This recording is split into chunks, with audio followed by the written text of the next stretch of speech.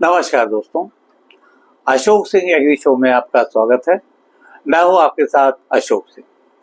भारत सहित विश्व के अनेक देशों में कृषि भूमि की रक्षा, पशुओं तथा जंगली जानवरों से फसलों की सुरक्षा, मिट्टी अपरदन को रोकने के साथ ही अतिरिक्त आमदनी के लिए बाढ़ या हेज फसलों का उपयोग बढ़ रहा है। इन बाढ़ फसलों या पौधों का उपयोग खेत की मेड़ या सीमा पर झाड़ी के रूप में किया जाता है, जो खेत की रक्षा करने के साथ साथ औषधीय, खाद्य, कीट प्रतिरोधी तथा पर्यावरणीय लाभ भी देते हैं।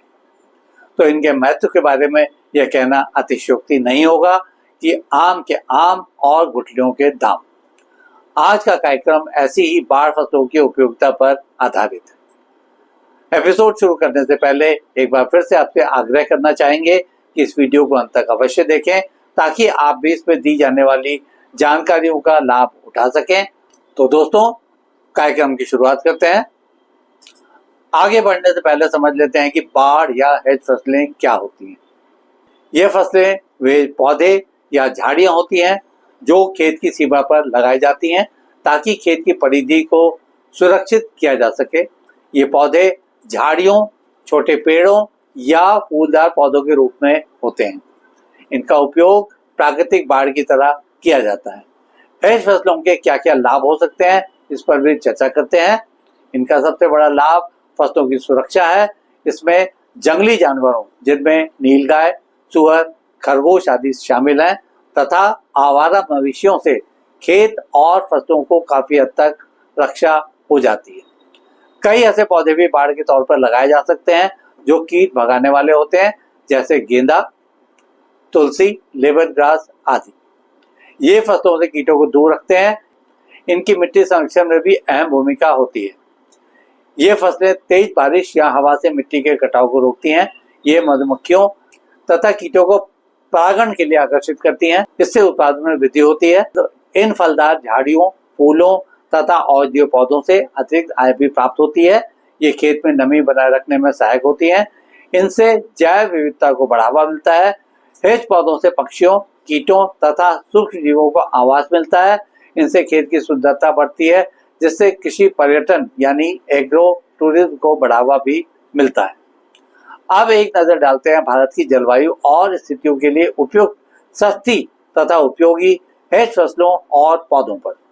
जैसे गेंदा, यह कीट भगाने वाला पौधा है। इसके साथ ये फूल व्यवसाय के लिए भी उपयोगी है। करोंदा, ये कांटेदार पौधा है, फलदार भी है और जानवरों को रोकता है।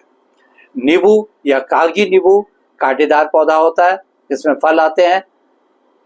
गुड़हल औषधीय पौधा है तथा सुंदर फूल इसमें आते हैं।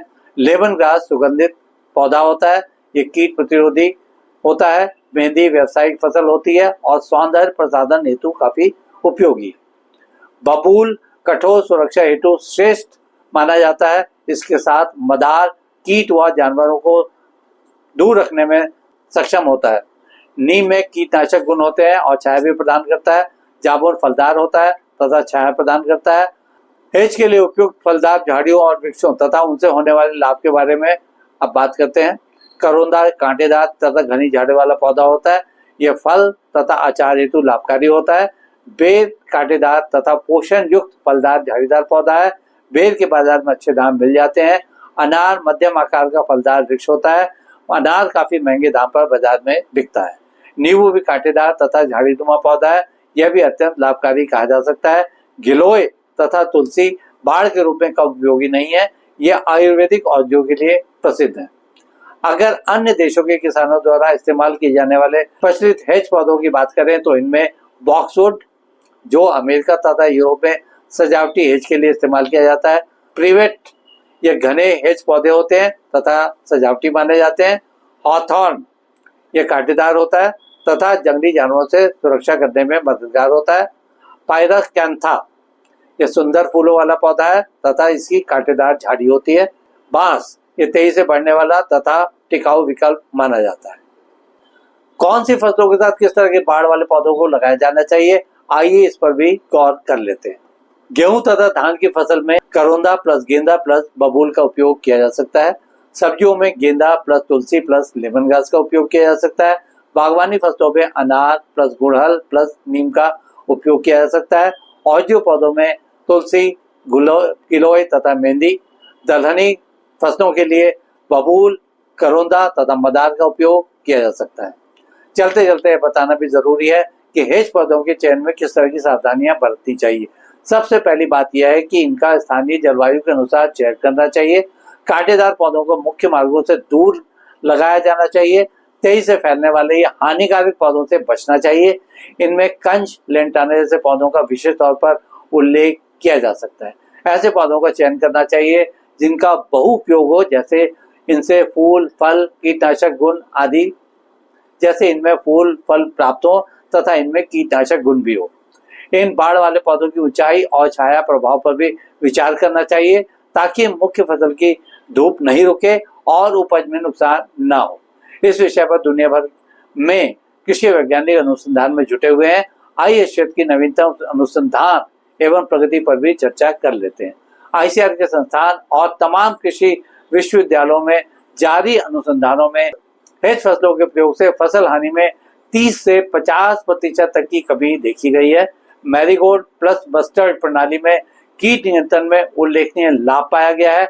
एग्रो फॉरेस्ट्री मॉडल में नीम, करौंदा और गिलोय के संयोजन से आय में 20% तक की वृद्धि देखने को मिली है। नेचुरल फार्मिंग में हेज पौधों का प्रयोग मल्चिंग, कीट नियंत्रण तथा परागण में प्रभावी पाया गया है। इसका वैज्ञानिकों द्वारा किसान समुदाय के बीच प्रचार किया जा रहा है। इसके अतिरिक्त नाबार्ड और कृषि विज्ञान केंद्रों या केवीके द्वारा हेज फसलों के लिए ट्रेनिंग और मिनी मॉडल्स विकसित किए जा रहे हैं। तो दोस्तों, आज के एपिसोड में बस इतना ही। कल एक नए विषय पर चर्चा करने के लिए दोबारा इसी समय पर हाजिर होंगे। अगर आपको ये वीडियो पसंद आया हो तो इसे लाइक करें, शेयर करें और हमारे चैनल को सब्सक्राइब करना ना भूलें। आपके पास कोई सवाल या सुझाव हो तो कृपया कमेंट बॉक्स में लिखें। हम आपके सवालों को जवाब देने के लिए हमेशा तैयार हैं। कल फिर आपसे दोबारा मुलाकात होती है। तब तक के लिए नमस्कार।